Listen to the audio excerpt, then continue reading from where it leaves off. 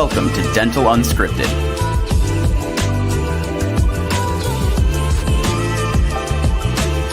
Where Mike Dinzio and Paula Quinn break down the practice ownership journey, one episode at a time. Starting up, buying, and running a successful dental practice.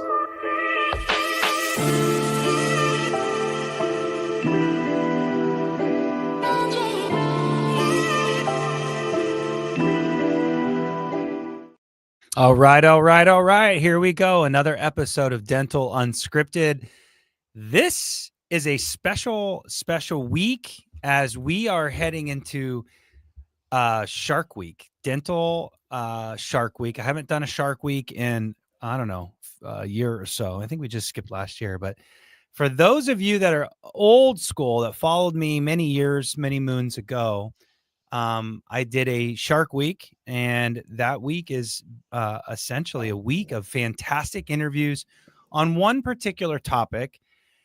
And we started from the West Coast, and we would work our way across to the East Coast, and it was an interview every single day on that topic. And this year, the episodes will be dedicated to dental construction. And in the world of startups, construction is what matters.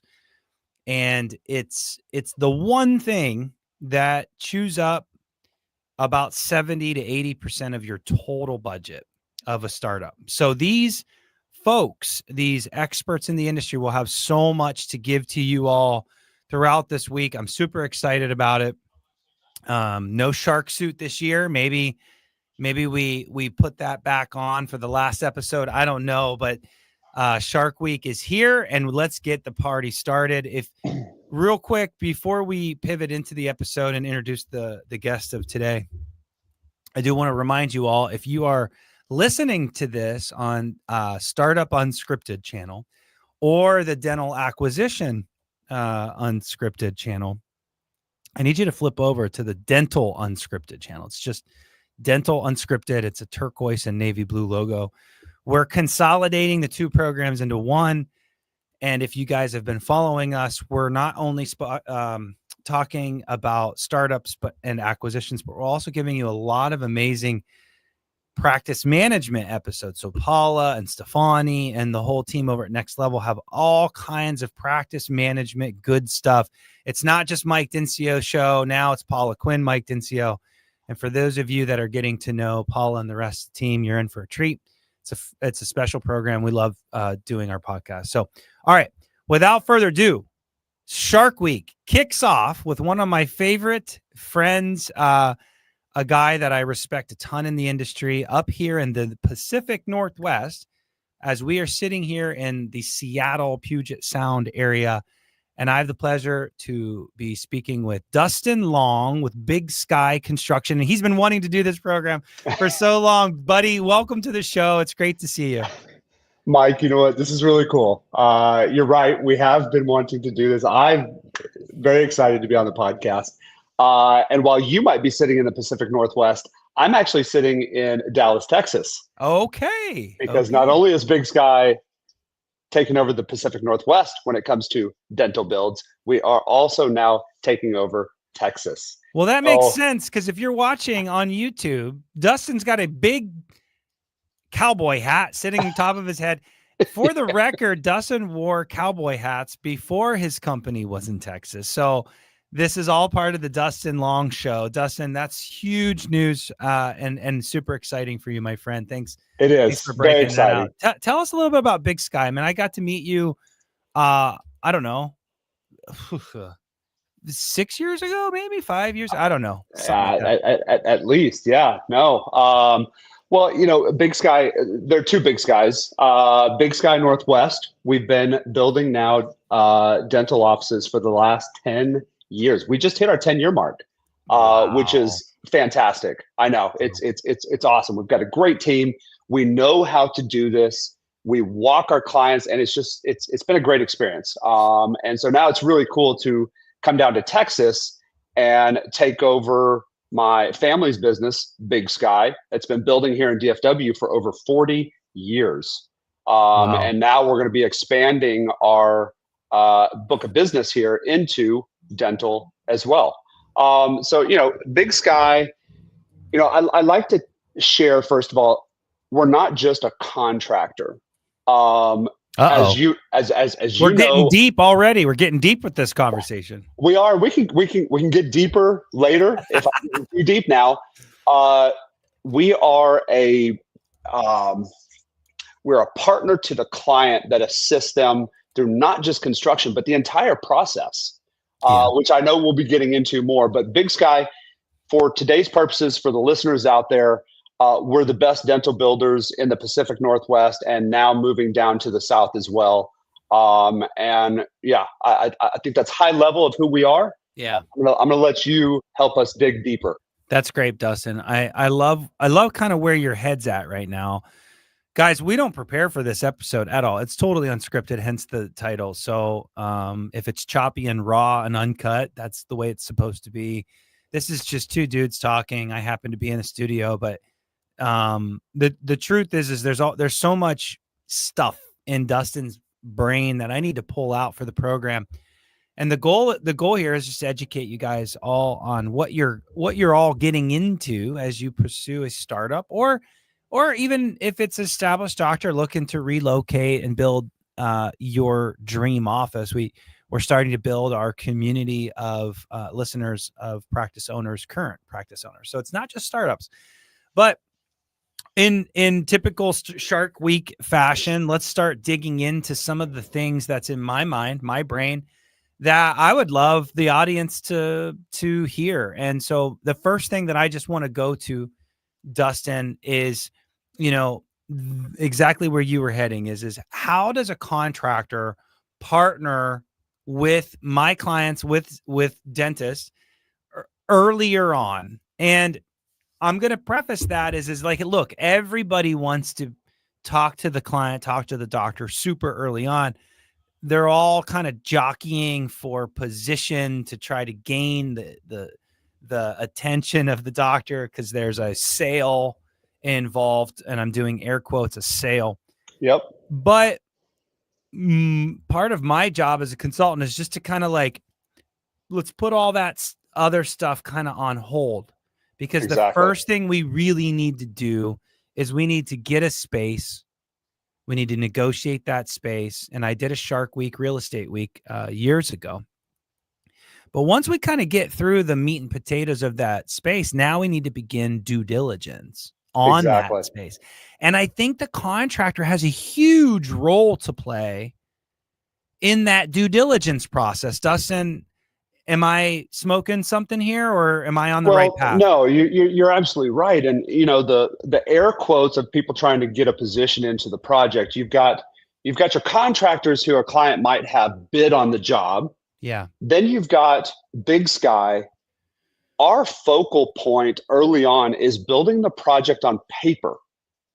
That entails the space, understanding the challenges that come with the space that the doctor's looking at, understanding that the doctor now needs to establish a fiscal budget to start talking to the bank about. Amen. We've got to start talking to the client about design, making sure that we understand that the budget and the design need to coincide together. Yeah, they do.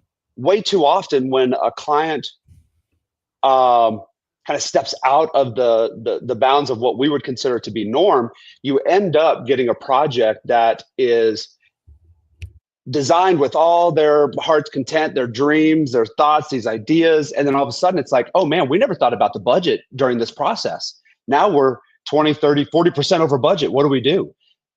Stepping back, taking the proper steps through what we call the design build model.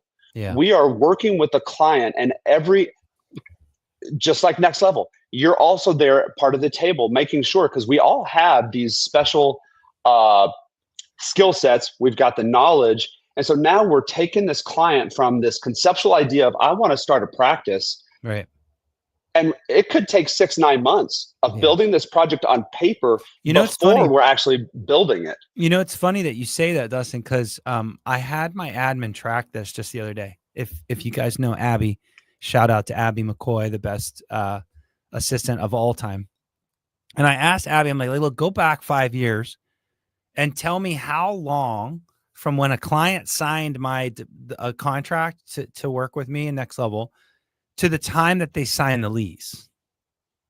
So this is like concept to lease. 9 months was the average.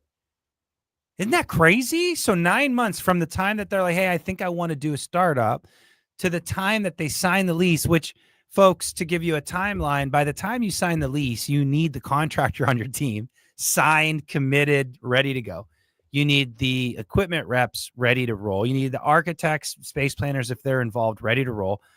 All these people got to be ready to roll when you sign the lease so that Dustin and his team, architects, and we're going to get into that, can submit for permits immediately. And so to your point, yeah, you, Dustin, could be involved a solid 6 months before the doctor even signs the lease, before you're even swinging hammers. So let's walk through kind of that due diligence kind of checklist that Dustin goes through. When you're looking at a space, what should your contractor be looking at and helping the real estate guy or gal negotiate a better space? What are the things that are really important for a dentist to think about when you're looking at a space to rent and build out for yourself? What do you look at? Totally. No, great questions. Well, first we start with some requirements of what are the goals of the client? Are they a specialist? How many operatories? Because we can walk into a space, they found a great retail location. It's 1,500 feet and they want 8 ops. Okay, doc, we need to step back and rethink the size of space. So we need to understand a little bit of the business model of the client before even approaching a space. Once we've got that established, we start looking at some spaces. First thing we're doing, broker, Big Sky, we're starting to talk about the space and the challenges that are brought from that space. Yeah. We can build a dental office anywhere. I can stick a chair up on a roof of a high rise. So now it's understanding the challenges that this particular space is going to bring to us, how it's going to impact our budget, how it's going to impact our timing, what city or entity is reviewing for permits, because some could take 4 weeks, some could take 20 weeks. Yes. So now we need to make sure the broker understands this, because they're using a lot of that information to leverage to the client to negotiate the deal. That's right. That's TIs, right. Lots of things there. Timing, exactly. So like the big things that I'm thinking of is no one really knows the mechanicals like a contractor. Right. The real estate guy doesn't, gal guy, definitely not the consultant. Equipment people, meh, not really. Like attorneys definitely don't. So like all the people that are putting these deals together on paper as far as legal and negotiation, someone's got to look at the mechanicals. Can you explain what the mechanicals are? What I'm talking about. What are you looking at specifically? Yeah. We walk into a space, a dental office infrastructure is quite different than an insurance office. Yeah. So when we walk in there, we're looking at the electrical capacities that are there in the space. If those aren't adequate, we might have to upgrade those. That could be $10,000. You need to know that. Exactly. Yeah. Exactly. You need to know that. HVAC. There's so much heat gain and or loss depending on the time of year with the equipment, all the chairs, the sterilization, the mechanical room, reception. Everyone's looking for a different, the same comfort zone, but it's going to differentiate between different sides of the office. So understanding the HVAC, what kind of challenges can we deal with the existing? Do we need to upgrade? Do we need to add? Same for the plumbing. Your average retail center is going to have one restroom and maybe a staff lounge. Dental offices, we could add 12 to 15 plumbing fixtures within that space. Do we have the adequate water supply the adequate sanitary? See, you don't know this walking into it. All of a sudden you might be hit with $20,000, $30,000 worth of upgrades you had no idea about. And those are not good surprises. And it's happened. Look, like, I don't want to get into this too much, but if you watch some of the old episodes, go to dentalunscripted.com and then go to archived episodes. Go back 5 years. We're talking about the same crap. Go to Shark Week, Real Estate Week. There's 7 episodes, and I interviewed all these real estate people. I don't want to go into this, but like the landlord wants a dentist in their space because you're an anchor tenant. You're bringing all these amazing patients in, You're a safe business. You're probably not going to default. Odds are 99%, 98% of you will not default. Very safe. You're also going to improve their space because Dustin's going to build a beautiful office. So you're doing all these wonderful things for the landlord. The landlord, again, is going to give you some stuff like tenant improvements and free rent. Again, go back to that episode. But Dustin's the one that's going to say, hey, what you have here, Mr. Landlord, is not adequate for a dentist. And you need to help us make it adequate. And that's a negotiating point. And by the way, it has nothing to do with Dustin's construction contract. Any of these contractors that we interview this week, that is all high value add. That's why it's a relationship in the front end. So I think this is really important because the contractor that you choose to partner with can save you a lot of money. They're going to cost you a lot of money just by the nature of the business that they're in, but they're also going to save you a lot of money too. So right. And that goes all the way to the negotiations of the space. So would you say that's where the beginning of your relationship begins then, Dustin, is helping the doc look at the space and unfold the vision there and try to help the real estate professional negotiate? That's probably the biggest piece in the first start. That's exactly right. It's understanding that real estate to help the broker leverage to the landlord, but then that information is also utilized to now transfer to the designer. Yeah. So this information. I'm glad you're transitioning to this because we're going to go there. Go ahead. Yeah. The foundation continues to build on paper. We're now using that information to transfer to the designer and say, hey, listen, this is where the existing infrastructure is. Yeah. These are how tall the windows are. Here's where the beams are located. That way, when we're doing our initial concept designs, we don't have to completely change them or make major modifications because we weren't aware of what challenges the shell might have presented to us. Yeah. We don't want to stick a mechanical room all the way across the other side of the space when the main water line is on the opposite side. Now we have to extend the main water all the way. So we're looking at all these, hey, maybe that's only a few $1,000 increase, but still that's a few $1,000 that we can save from day one, just knowing that information. That's a sensor, guys. That's a sensor, right? So absolutely. So I think that's really good. So we covered due diligence and where the partnership begins. You kind of alluded to where I'm heading with the program, and that is our relationship from a client and a contractor and a space planner / architect. I really want to get into this because, Dustin, you're really good. I've worked with you for many years now. We've built a lot of beautiful offices. Our clients have really benefited from working with Big Sky, which is why you're on the program. You do a great job. Thank you. One of the things that I really like about you is how you truly hold my client's hand through the permitting process. And exactly, I have to say, this is one of the more complicated conversations that I have with my clients because they all want to bid. They want to bid because they don't want to be taken advantage by construction, knowing that construction is going to be 70+% of their entire budget. They want to make sure that that's a good number, right? Absolutely. I get that. You would too. Anybody would, especially if it's that big of a ticket item. Yeah, right. For sure. Construction's your biggest one that you have to manage. Otherwise, you're in trouble with lending.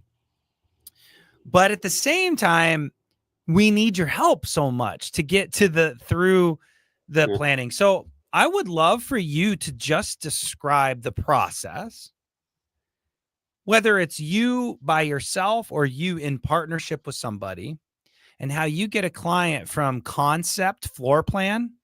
And a floor plan is just chicken scratch. It's oftentimes the equipment guys are putting a floor plan together. Next Level oftentimes provides a floor plan. I outsource that service, but it's just kind of like a rudimentary floor plan. It's not the final floor plan. Someone's got to take that floor plan, that concept, and get it to permits that the city will approve. Exactly. And there's a lot to say about that. So Dustin, how are you going to approach that question? That's a tough question. It's a loaded question. How do you get it from concept to permit? Go. Well, I think we need to educate the audience in this process. It's weird, and we got to talk about it. totally. A lot goes into that. So at concept, we've got the basic flow of the practice. We've got the basic requirement set of what the doctor wants in that moment. Now we need to dig deep into the nuts and bolts of the actual practice. Is this what is the now and what does the future look like for this business? Are you going to add another doc at some point? Are you going to have associates?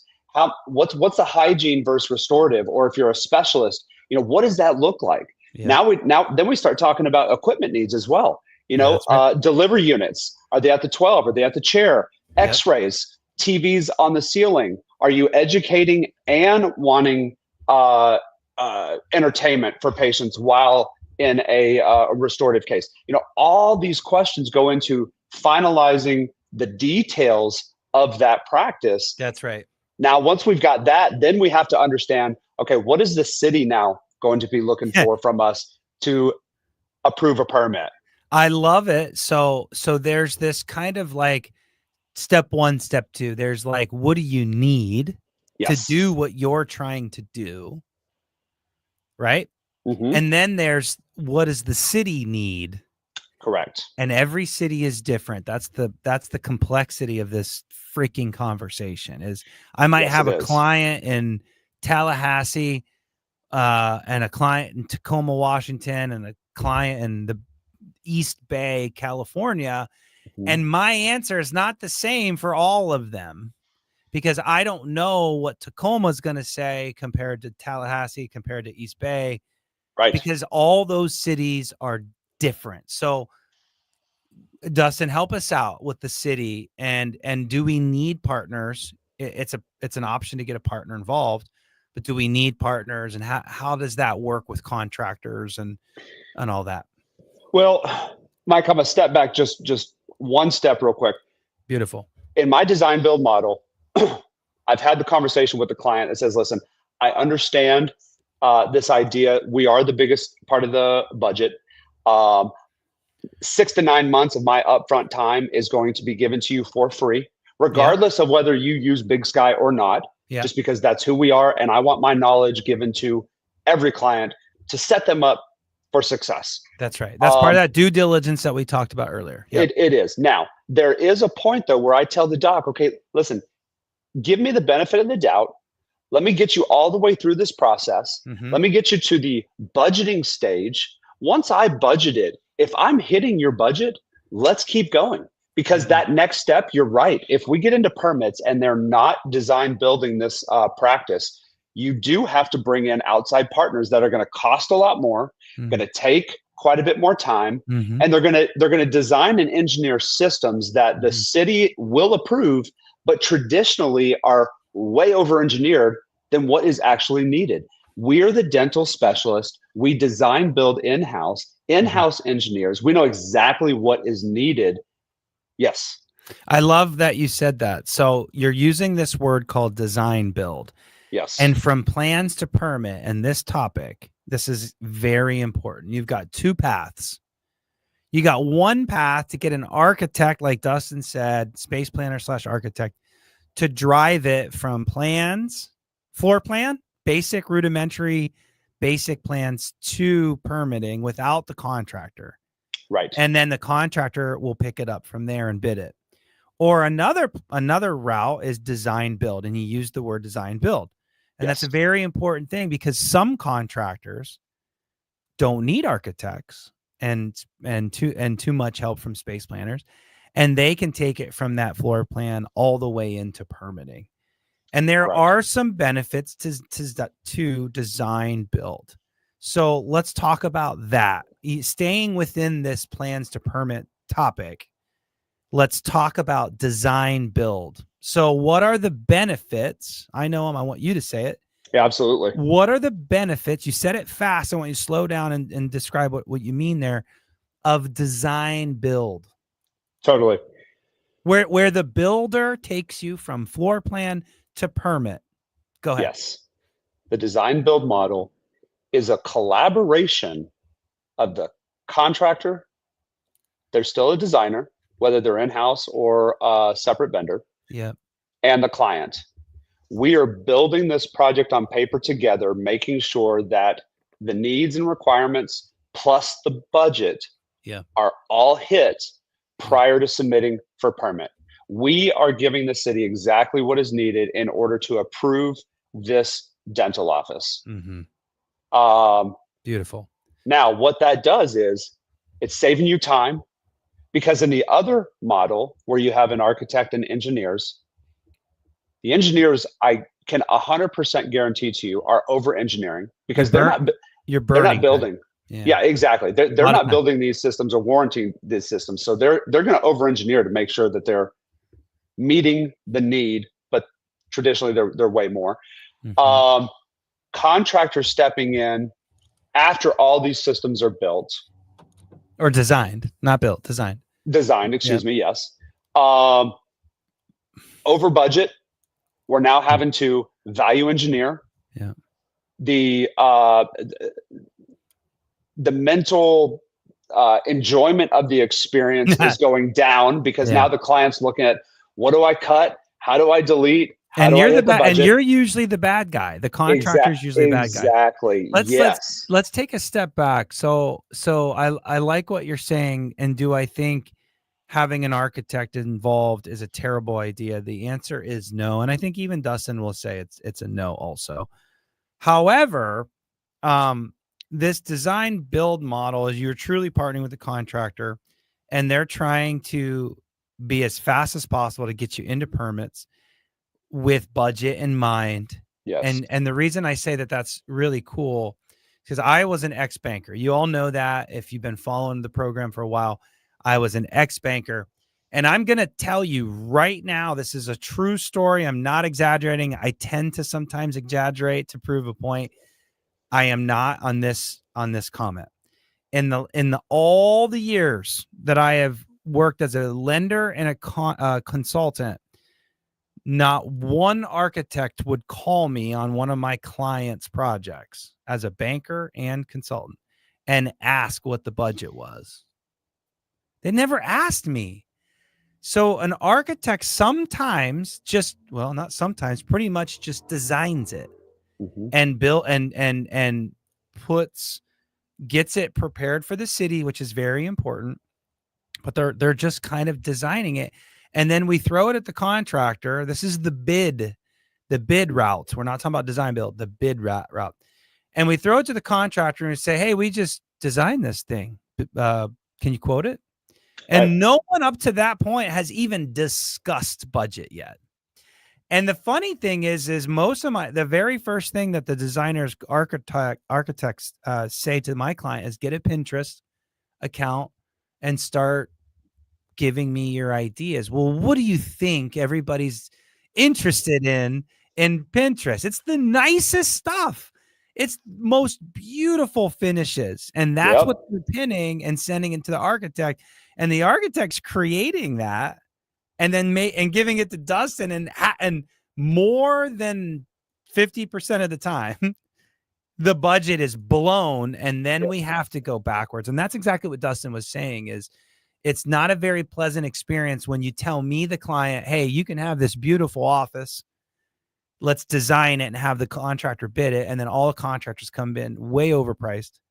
And now the client's like, man, I'm kind of bummed because I saw a lot of glass and great lighting and amazing wall covers. And now they got to strip all that out because you're the bad guy, Dustin. Exactly. And now, so Mike, something different. I want to add to that real quick. So when you have found yourself in that position, we now need to figure out how to delete, reduce, cut, and then redesign. And then redesign again. And then rebid. You're talking about 8, 10, 12 weeks. 12 weeks. What is that? What does that 12 weeks equate to seeing patients in business? Yeah. I could tell you what it equates to as a startup. The first 2 months of a startup are somewhere around 5 depending on how busy you get right out of the gate with some of our marketing efforts and stuff, the first month somewhere between $5,000 and $10,000, and then the next month's usually somewhere between $10,000 to $15,000. So you might be looking at first 2 months is $25,000 of sales that you're not getting, and then you're also spending it on the front end. So it does add up. So thank you, Dustin, for that. So when a contractor does bring up this idea of design build, what are some great questions to ask them to kind of get out in the interview process? What are some good questions that the audience should be asking you, Dustin, about, hey, what's the process like? And how do you guys help me through this? And how do, what are the right questions to ask, I guess? Are you with me on this? Yeah, no, totally. When a client, here's what a client should be asking their contractor. And I would expect to be asked is, or to be told, Dr. Smith, listen, we've done this hundreds of times. Mm-hmm.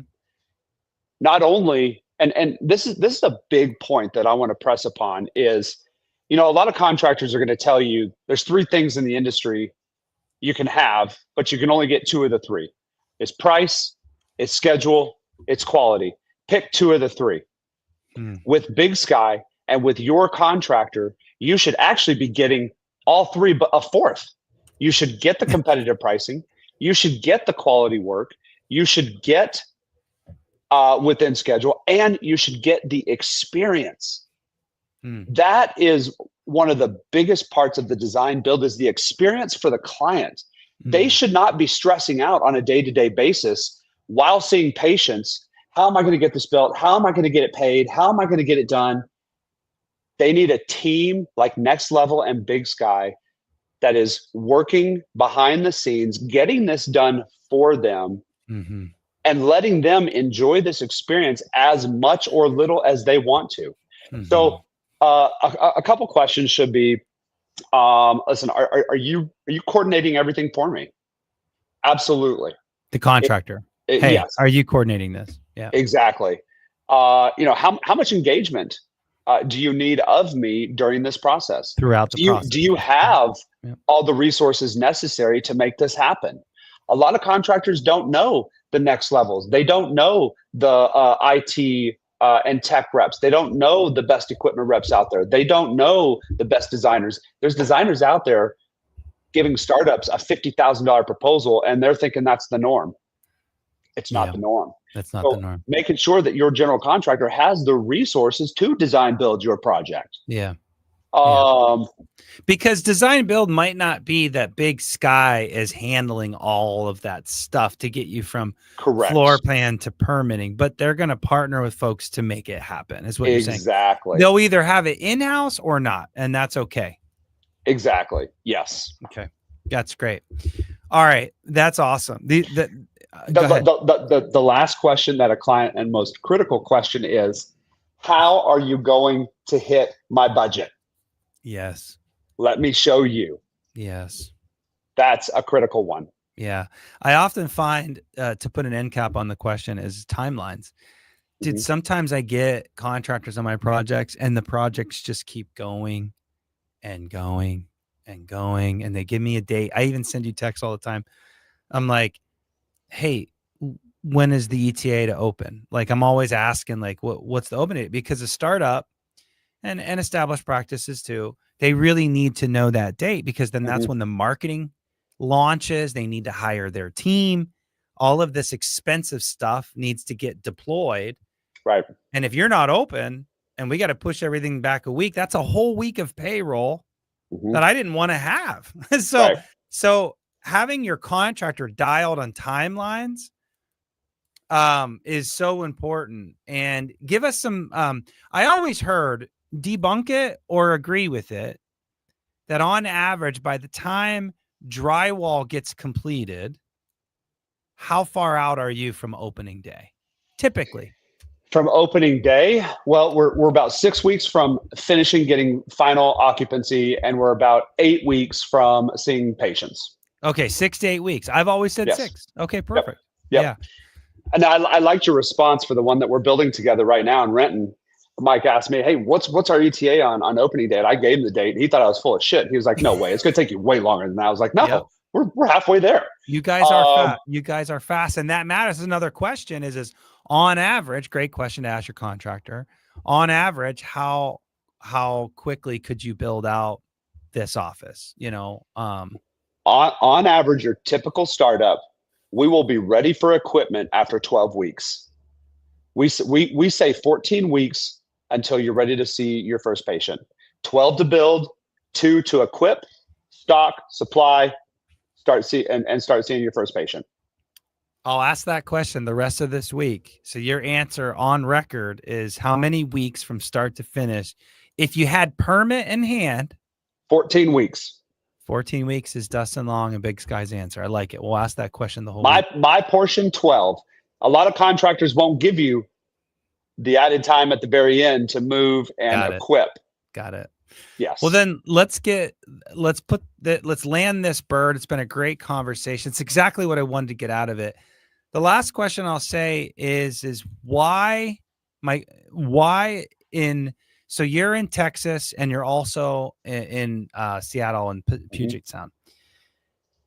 When folks are listening to podcasts just like this or online trolling and sleuthing all over the internet, and they see construction costs per square foot. Yes. I work with a contractor in Florida. It's the same contractor, and he services Jacksonville and he services Tampa. Those are pretty far away from each other. He quotes a cost per square foot for Tampa, and then he quotes a dramatically different cost per square foot in Jacksonville. Yeah. I would argue that Texas and Seattle are two different markets as well. I'm not asking you to tell me what those costs are. What I'm asking you is why is it so different across the country? Do you know the answer to that? I've actually had recent conversations on this because you're right. Texas is damn near half the cost per square foot. It's wild. I know it is. I wasn't going to say it on air, but you same metal studs. It's the same drywall. Same builder. Same laminate. Same builder. Same profitability model. Yeah. What is it? Labor? It's labor, right? A lot of it is labor. Yeah. The unions a long time ago set a baseline, and it continues to rise. Wow. The cost of living in the Pacific Northwest. We're so constrained space-wise. Mm-hmm. Land values are just so much more expensive. What about material? In a world where Donald Trump gets into office and actually, I'm not even going to say Donald Trump. Biden put a timestamp. Biden had some crazy inflation in his term. Trump's seeing some with the tariffs. I don't care about the politics. I'm just saying we have seen a crazy amount of fluctuation as it relates to tariff stuff, tax stuff, in just inflation, loaf of bread, eggs. Is that an issue with construction? Differences between Seattle and Texas? Absolutely. Yeah. Think about the warehouse storage rental fees in Seattle compared to somewhere here in Texas. Okay. Yeah. But the materials themselves, like wood and steel for the framing and just material. Same material, but it's absolutely more expensive. Yeah, in different markets. Potentially 25 to 30% different. Is it an access or a lack of access to materials in different parts of the country? Think about all the ports we have in Seattle. There's no ports in Texas. I know. I'm just trying to figure it out, like why a metal stud would cost double here in the Northwest than it would in Texas. And it has nothing to do with labor other than, it kind of does because the labors of the steel stud. So, yeah. I tell you what, when you figure that out, let's strategize because there's got to be some leverage we can take advantage to build our businesses. But for the time being, I don't know what the answer is. No. I think that's really good because these are the questions that my clients ask, and it's just sometimes it's just a great mystery, and they think you, Mr. Contractor, are the guy that's screwing them over. Like, why is Dustin 250 or whatever plus in the Northwest, and he's 150 plus in Texas? He must be trying to screw me here in Seattle, and that's not the answer. That's not the answer. An electrician here in Texas, journeyman electrician, 55 to 65 an hour. Seattle, 130 to 150 an hour. There it is. Same guy, same skill set, same certification. Yeah. Wow. Different locations. Wild. Unreal. Well, with that being said, I think we debunked and had a fantastic conversation today. I think our clients and prospective clients and folks looking to do startups, they're going to get a lot of information out of this episode. That's what Shark Week's all about. We're going to get more information this whole week. All construction, great contractors, just like Dustin Long and Big Sky. I thank you, my friend, for being part of the program. Dude, it's been how many years you've been trying to get on this podcast? Years, right? Years. I don't know why it took so long, but you are one of my favorites, and I appreciate you being on the show, buddy. Absolutely, Mark. I appreciate you and all the listeners here that are listening now and going to listen. If you need to get a hold of Dustin, want to ask him some questions, links below, contact information below. If you're in the Northwest or if you're in Texas, you definitely need to consider him to build your project. So absolutely. Call my cell, text me. I work 20 hours a day, 7 days a week. Let's go. This is true. With that being said, thank you, sir, for your time. Appreciate it. See ya.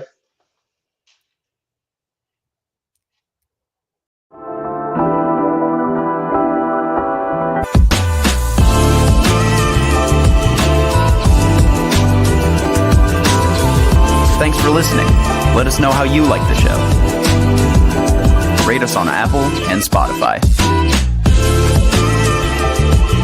Subscribe and follow for more.